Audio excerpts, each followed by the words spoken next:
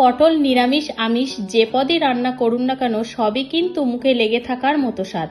শীতের শেষে গরমের শুরুতে পটলের এই পরিচিত আলাদা আলাদা রেসিপি বানাতে যেমন ভালো লাগে, খেতেও কিন্তু তার থেকে আরো বেশি ভালো লাগে। নমস্কার বন্ধুরা, ভাই বোনের হেসেল ঘরে সবাইকে স্বাগত। আজ আমি বানাবো দই পটল, খুব সহজেই কম সময়ে একদম ঘরোয়া পদ্ধতিতে দেখাবো। ভিডিওটি কেউ স্কিপ করবেন না, পুরো ভিডিওটি দেখার জন্য অনুরোধ রইল।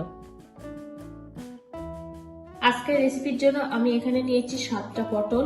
তো বড় বড় সাইজের পটলই নিয়েছি। পটলের গায়ের খোসাগুলো হালকা হালকা করে ছাড়িয়ে নিয়েছি আর মাঝখান থেকে এইভাবে চিড়ে নিয়েছি একটু। এই রেসিপিটার জন্য আমি একটা মশলা বানাবো, তার জন্য একটা ব্লেন্ডার জার নিয়ে নিলাম। এবার এর মধ্যে দিয়ে দিলাম 1.5 চামচ পোস্ত আর কয়েকটা কাজু বাদামকে টুকরো করে ভেঙে নিয়েছি। পোস্ত এবং কাজুটাকে হালকা একটু ভেঙে নেব।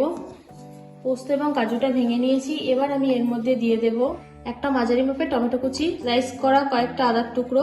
আমি এই রান্নাটায় 4টে কাঁচা লঙ্কা ব্যবহার করব, তার মধ্যে থেকে 2টো আমি পেস্ট করে নেব আর 2টো রান্নায় দেব। লঙ্কাটা আপনারা নিজেদের স্বাদ বুঝে দেবেন। সামান্য একটু জল দিয়ে দিলাম। মিহি পেস্ট বানিয়ে নিই। মিহি পেস্ট বানানো হয়ে গেছে। এবার আমি রান্নাটা শুরু করব।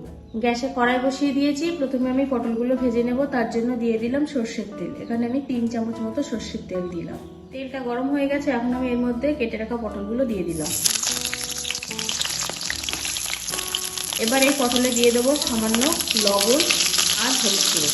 পটলগুলো এবার ভালোভাবে ভেজে নেব। পটলগুলোকে ভালোভাবে ভেজে নিয়েছি। এবার আমি এগুলো তেল থেকে তুলে নিলাম। এবার পটল ভাজার এই তেলের মধ্যে আমি দিয়ে দিলাম 2টো শুকনো লঙ্কা ফোড়ন আর 1/4 চামচ গোটা জিরে। ফোড়নটা তেলের সাথে ভালোভাবে একটু নাড়াচাড়া করে দেব। এবার এর মধ্যে দিয়ে দেবো যে মশলার পেস্ট বানিয়েছিলাম সেটা।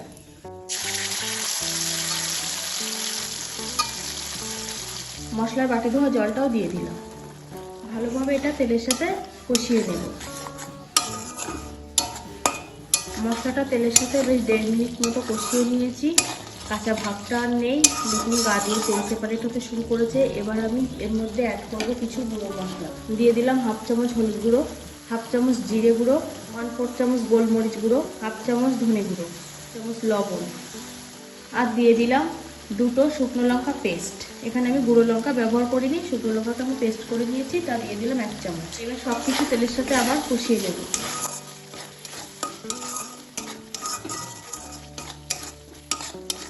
মশলাটা 30 সেকেন্ড মতো কষিয়ে নিয়েছি। গা দিয়ে তেল সেপারেট হতে শুরু করেছে। এবার আমি এর মধ্যে দিয়ে দেবো ভেজে রাখা পটলগুলো। এগুলো মশলার সাথে ভালোভাবে কষিয়ে নেব। পটলটা মশলার সাথে আমার ভালোভাবে কষানো হয়ে গেছে। এখন আমি এর মধ্যে দিয়ে দেব দই। এখানে আমি 50 গ্রাম টক দইকে ফেটিয়ে নিয়েছি, সেটা দিয়ে দিলাম। টক দইটাও ভালোভাবে তেলের সাথে কষিয়ে নেব। টক দইটাও সব কিছুর সাথে ভালোভাবে কষিয়ে নিয়েছি। এবার আমি এর মধ্যে দিয়ে দেবো 1 কাপ গরম জল। এবার দিয়ে দিলাম ঝোলের আন্দাজে 1/4 চামচ লবণ, 1/4 চামচ চিনি। সব কিছু ভালোভাবে মিশিয়ে নেব। 10 মিনিটের জন্য ঢাকা দিয়ে দিলাম, রান্না হতে দেব। 5 মিনিট হয়ে গেছে। আমি একবার ঢাকাটা একটু খুলবো, হালকা হাতে একটু নেড়ে দেবো। এবার এর মধ্যে দিয়ে দেবো 2টো কাঁচা লঙ্কা চেরা আর দিয়ে দেবো 1/4 চামচ গরম মশলা গুঁড়ো। সব কিছু ভালোভাবে মিশিয়ে নেব। আবারও 5 মিনিটের জন্য ঢাকা দিয়ে দিলাম। 5 মিনিট হয়ে গেছে। আমি এবার ঢাকাটা খুলে নিলাম, একবার একটু নেড়ে দেবো।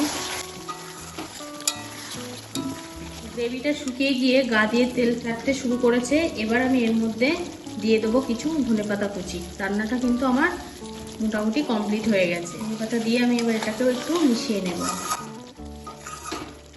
ধনেপাতা ফ্লেভারটা মেশার জন্য আবার আমি 1 মিনিটের জন্য ঢাকা দিয়ে দিই। 1 মিনিট হয়ে গেছে। আমি এবার ঢাকাটা খুলে নিলাম। এটা আমার অলমোস্ট ডান।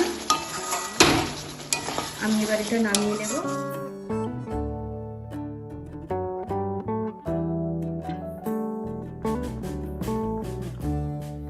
আজকের রেসিপিটা তাহলে এই পর্যন্ত। যে সকল নতুন বন্ধু আমার ইউটিউব চ্যানেল থেকে দেখছেন তারা অবশ্যই চ্যানেলটিকে সাবস্ক্রাইব করে দেবেন, আর যে সকল বন্ধুরা ফেসবুক থেকে দেখছেন তারা অবশ্যই ফেসবুক পেজটিকে ফলো করে দেবেন।